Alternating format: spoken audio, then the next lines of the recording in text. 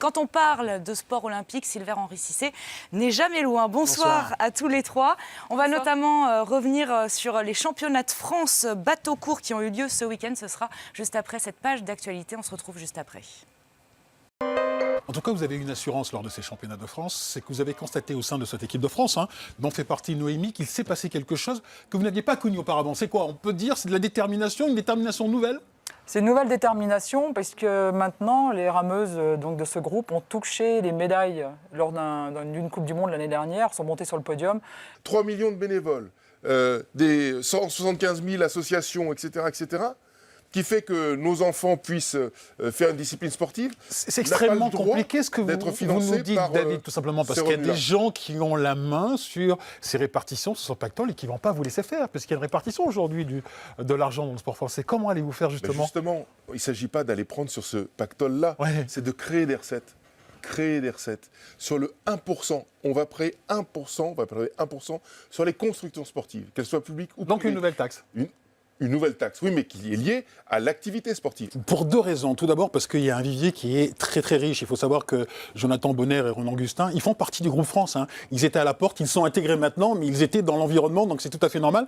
Et pour une deuxième raison aussi, c'est que, comment dire, c'est peut-être la culture du Sud, la culture domienne. D'ailleurs, vous avez cette facilité à réunir autour de vous, à regrouper, c'est ça? C'est vrai.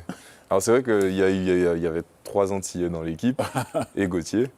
Et avant ça, il y a eu les frères Jeannet, Ulrich Robéry et Jean-Michel aussi, qui étaient déjà dans l'équipe en 2008. J'ai une vision différente que celle de Denis. Ah ben justement, on va s'arrêter là quelques instants, Isabelle. Dites-moi. Non, je vais vous couper, parce que quand on regarde le bilan du président sortant, Denis Massiglia, dont vous parlez, on peut dire que le bilan est plutôt bon. 15 médailles à Sochi, 42 à Rio.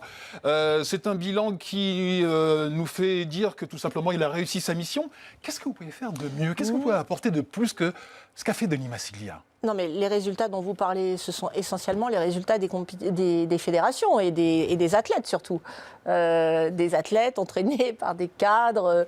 Et donc, ce sont avant tout les médailles des athlètes et les fédérations qui ont essayé de mettre les athlètes dans les meilleures conditions pour atteindre ces objectifs. Mais le président n'est-il pas le ciment justement de ces fédérations dont vous parlez? Alors, mais je vous vois venir.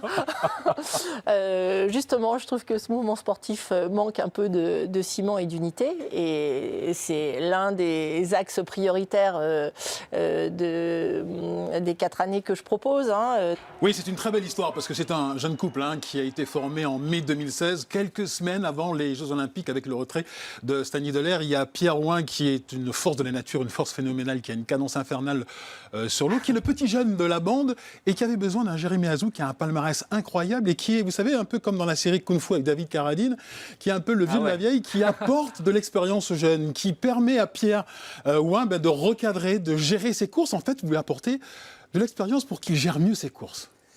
Je pense qu'il ne m'a pas attendu pour bien gérer ses courses. L'idée, c'est juste transmettre un maximum d'expérience, surtout pour qu'il gagne du temps sur les prochaines années. Donc il est déjà en avance, mais... C'est que le ministère des Sports ne soit pas cantonné à un seul rôle de sport, mais qu'on mette en avant la transversalité de ce ministère des Sports ou de ce Haut Commissariat au sport, en tout cas de ce qui sera la représentation politique du sport auprès des autres ministères. Et votre dada aussi, que le sport pénètre un peu plus le monde de l'entreprise. C'est ce que vous voulez faire. C'est votre dada. Vous êtes battu pour ça. Vous ne pouvez pas dire non, Denis. Mon dada numéro 1, c'est l'éducation, Silver. Donc ensuite, il y a aussi tout ce qui est transversalité. L'entreprise, les médias, la télévision, la santé.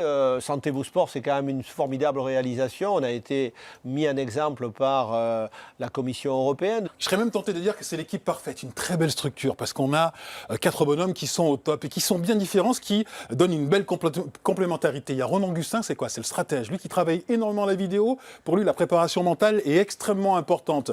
Il y a Jonathan Bonner. Alors Jonathan Bonner, c'est une sorte de chêne. Il mesure 2,3 m. Alors quand il fend, il fait peur à ses adversaires. Nous avons Daniel Gérard. Lui, c'est quoi? C'est l'explosivité. C'est-à-dire qu'il faudrait presque un ralenti pour voir de quelle manière il travaille. Et il y a bien sûr Borel. Alors Borel, c'est quoi? C'est la puissance. Vous avez vu ce gabarit? C'est une sorte de tractopelle. Avec ces 4 gabarits-là, eh bien, ils peuvent aller très très loin puisque c'est une année extrêmement importante avec un championnat d'Europe et un championnat du monde. Oui, on va pas. Merci beaucoup d'être avec nous. Alors, il y a un autre homme sur ce plateau. Ce n'est pas sa spécialité, lui, le rameur, mais c'est le spécialiste de l'omnisport. Silver. Non, ça n'est strictement rien. Bonsoir. Bonsoir, Silver. Jérémy Azou et Pierre Rouen, il s'est passé beaucoup de choses depuis votre titre olympique à Rio l'été dernier. On en parle juste après l'essentiel de l'actualité. J'y vais tranquillement, mais sûrement, et je pense que les derniers matchs seront les mieux, pour moi en tout cas. Vous allez peut-être la battre prochainement, on l'espère. C'est un des grands duels du judo qui s'annonce avec cette Slovène. Que s'est-il passé? Parce que vous la battiez toujours auparavant et au championnat du monde 2015, elle vous bat pour la première fois et depuis, vous ne l'avez pas battue. Est-ce que c'est psychologique? Est-ce que c'est mental? Non, en fait, je pense qu'elle m'a bien analysé, même si moi aussi je l'ai analysé. Et en fait, le problème, c'est qu'il ne faut pas que je combatte de ma façon. En fait, il ne faut pas que je sois agressive avec elle parce qu'elle se sert de ça, en fait, pour me contrer ou pour me mettre dans ses filets. Et vu que c'est ma façon de combattre d'être agressive, ça ne passe pas avec elle. C'est extrêmement intéressant ce que vous êtes en train de nous dire. Vous êtes une véritable machine de guerre. Vous l'avez dit, c'est l'agressivité.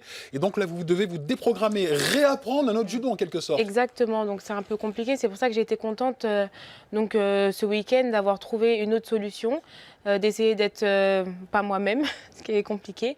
Et comment est-il en tant que jeune padawan? Il est à l'écoute et je pense que c'est la plus grosse des qualités, rester à l'écoute. Et après, pour le reste, il a beaucoup d'autres qualités, que ce soit physique, technique ou humaine. Donc, Parce que c'est un bateau qui est sorti juste en 2015 et qui était très très performant en 2016. Des Françaises en finale, ça faisait un sacré bout de temps que ça n'était plus arrivé. Oui, parce qu'elle est assez humble pour ne pas le dire, mais il faut savoir que la dernière qui était médaillée chez les femmes en aviron, c'est Christine Gosset, c'était en Atlanta, médaille de bronze. N'est-ce pas? En 1996. En 1996. Qu'est-ce qui s'est passé pour qu'il y ait ce trou et que, d'un seul coup, eh bien, il y a une renaissance de l'aviron? Voilà, vous parlez un peu de la préhistoire, mais bon, c'était au siècle dernier, c'est vrai.